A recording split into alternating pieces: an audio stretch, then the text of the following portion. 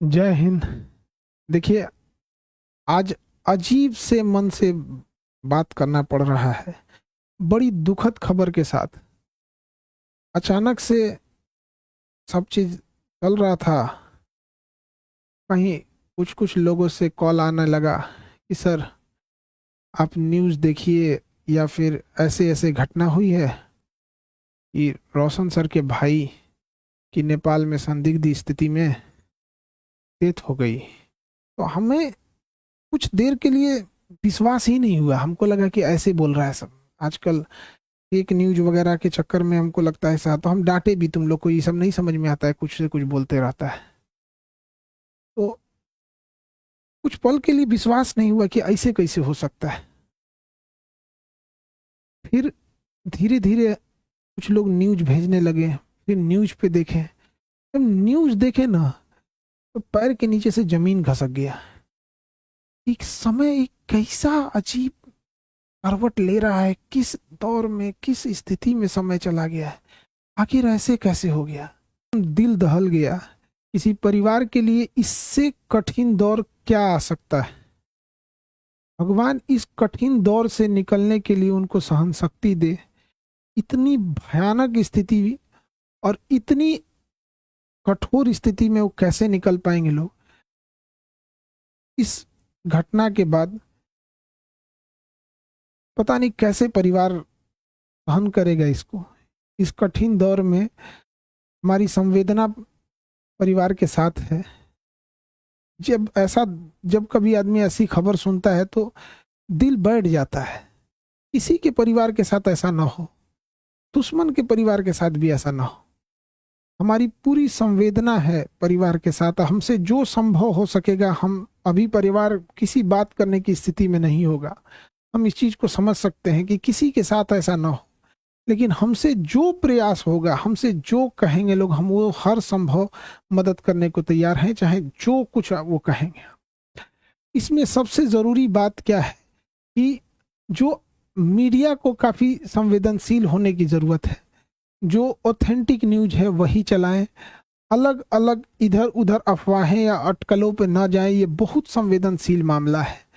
और पुलिस अपना एक ऑफिशियल बयान जारी करे जिससे कि स्पष्ट हो सके चीजें क्या हैं, और जल्दी से जल्दी इसका पोस्टमार्टम रिपोर्ट सार्वजनिक किया जाए। और सबसे ज्यादा जो अजीब सा चीज लग रहा है, ये कोइंसिडेंस, ये कैसे कोई तीसरा इंसान इसमें इन्वॉल्व लग रहा है।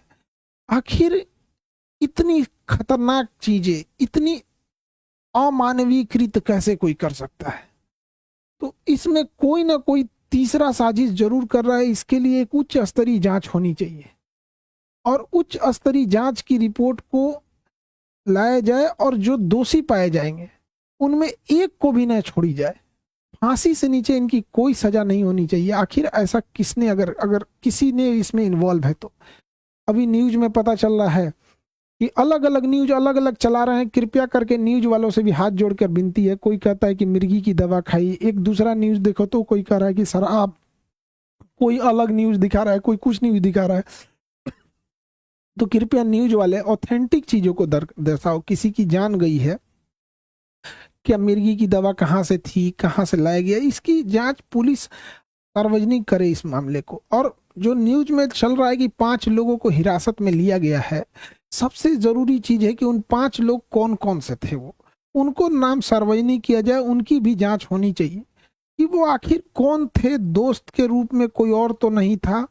ये तीसरा एंगल कोई हो भी सकता है इसमें। इस चीज को नकारा नहीं जा सकता है कि जिस तरह से इस मामले को तूल पकड़ाया गया, एक गार्ड का मैटर था, अपना सॉल्व हो जाता है इसको, लेकिन इसको इस तरह से तूल पकड़ाया गया इतना बड़े लेवल पे। और इधर ये जब ये घटना सामने आती है तो कुछ समझ में नहीं आता है क्या करें आप। इतने कठिन परिस्थिति में पूरे लोगों को से भी विनती करते हैं कि परिवार का सहानुभूति रखें, और इस बात पर जोर दें कि तीसरा एंगल पर जांच हो। और जो लोग संदिग्ध, नेपाल ने किन 5 लोगों की गिरफ्तारी की है उनकी भी जांच होनी चाहिए। और एक उच्च स्तरीय जांच बैठाकर जो भी दोषी पाए जाएंगे उनको फांसी से नीचे सजा नहीं होनी चाहिए। देखिए, जो इंसान अब पुण्य आत्मा अब दुनिया से चली गई, भगवान उनको शांति दे, लेकिन यदि इसमें जो इन्वॉल्व है उसको पुलिस पकड़ लेती है या उच्च स्तरीय जांच में आती है तो कहीं ना कहीं ये उचित रहेगा।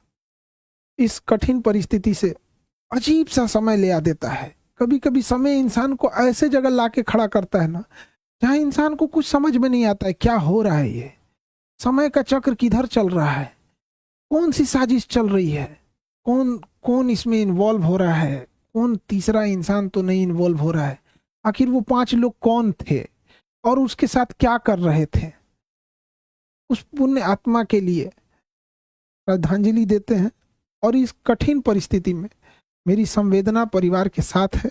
हमसे जो मदद हो सकेगा, हमसे जितना संभव हो सकेगा, हम उतना सहयोग करने को तैयार हैं। लेकिन सबसे जरूरी चीज है कि पुलिस को इसमें आके एक ऑफिशियल प्रेस विज्ञप्ति जारी करनी चाहिए और जल्दी से जल्दी जो रिपोर्ट है उसे सार्वजनिक करनी चाहिए ताकि चीजें सही दिशा में जाए। मेरी संवेदना परिवार के साथ है। अब ऐसी परिस्थिति में इंसान को कुछ बोलना भी बड़ा अजीब सा लगता है कि क्या इंसान बोले, ऐसा समाज समय कहाँ ले आके खड़ा कर देता है।